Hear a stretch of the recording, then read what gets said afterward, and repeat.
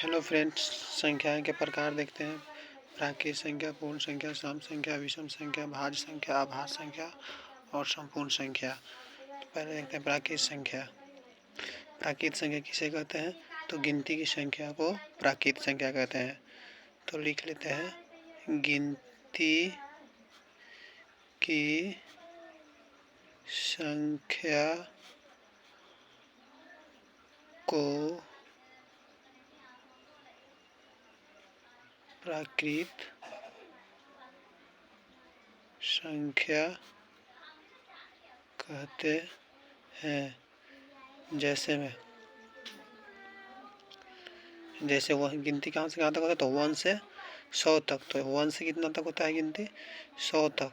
तो हम लोग 100 तक नहीं लेंगे। गिनती की संख्या कहाँ तक हो सकता है? 1 से अनंत तक ना। गिनती कहाँ तक होगा? 1 से इन्फिनाइट। 1 से इन्फिनाइट तक।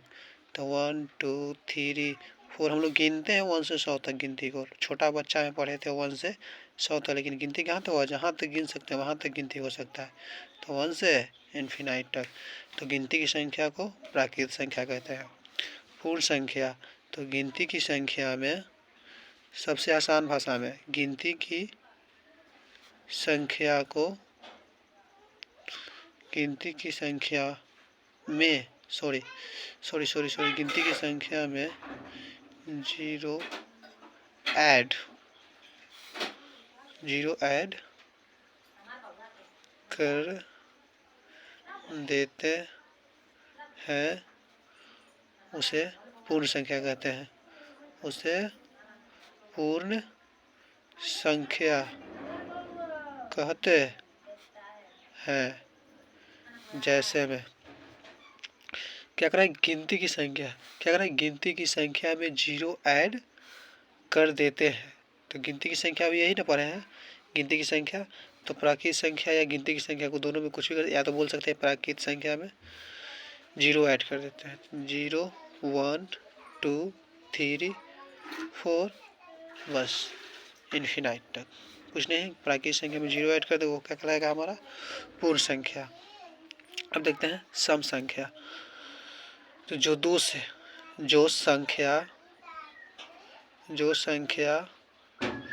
2 से पूरे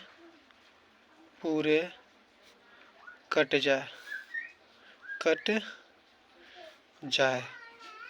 उसे सम संख्या कहते हैं। सबसे आसान भाषा में है दोस्तों, भाइयों, सबसे आसान भाषा में जो संख्या 2 से पूरे कट जाए उसे सम संख्या कहते हैं। एग्जाम्पल, 2 4 1 नहीं होगा, काहे कि 1 नहीं कटेगा, 1 नहीं कटेगा, 2 से होगा।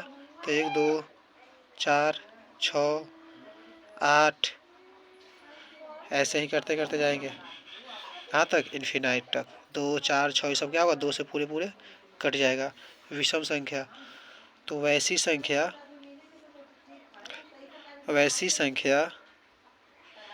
जो 2 से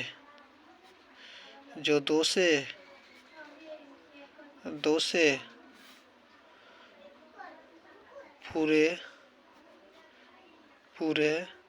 न कटे उसे क्या कहेंगे? विषम। टाइम कम है इसलिए कम लिखेंगे, बस समझिएगा।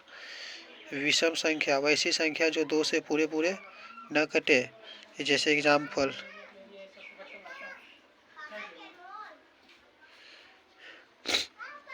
1 3 5 7 1 को छोड़े तो उसमें सम संख्या में, इसलिए 1 को इसमें ले लिएगा कि 1 से 2 नहीं कटेगा।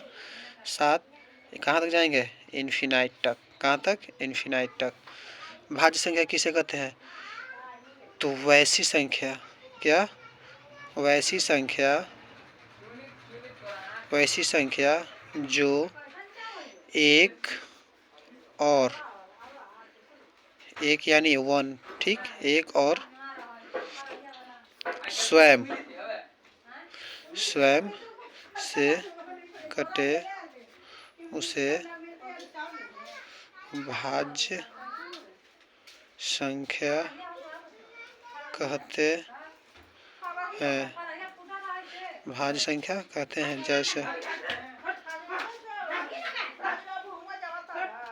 4, 6, 8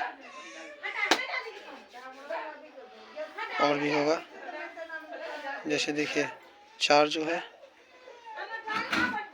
1 से कटेगा, 2 से कटेगा, किसी और संख्या से भी कट रहा है और स्वयं से भी कट रहा है। अभाज्य संख्या वैसी संख्या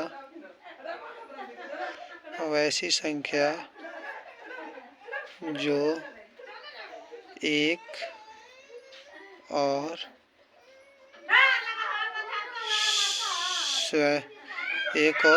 स्वयं से कटे और किसी से न कटे उसे अभाज्य संख्या कहते हैं। अभाज्य संख्या कहते हैं। जैसे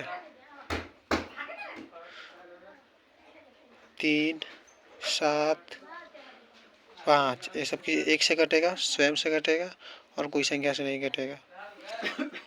और सॉरी, इसमें देखिए, इसमें थोड़ा सा गड़बड़ हो गया। वैसी संख्या जो एक और से कटे और स्वयं से कटे और साथ में दूसरे संख्या से भी कटे। क्या कटे? साथ में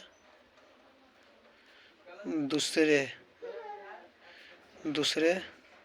संख्या से भी कटे। संपूर्ण संख्या किसे कहते हैं? तो वह संख्या जिसके सभी गुणनखंड का योग, वह संख्या जिसके सभी गुणनखंड का योग संख्या का दोगुना हो उसे संपूर्ण संख्या कहते हैं। तो मान लीजिए कि एक संख्या 6 लेते हैं, ठीक है, उसका गुणनखंड कितना गया? 1, 2, 3, 6। तो इस सब का क्या कर रहा है? इस संख्या का योग कर रहा है। क्या कर रहा है? योग कर रहा है।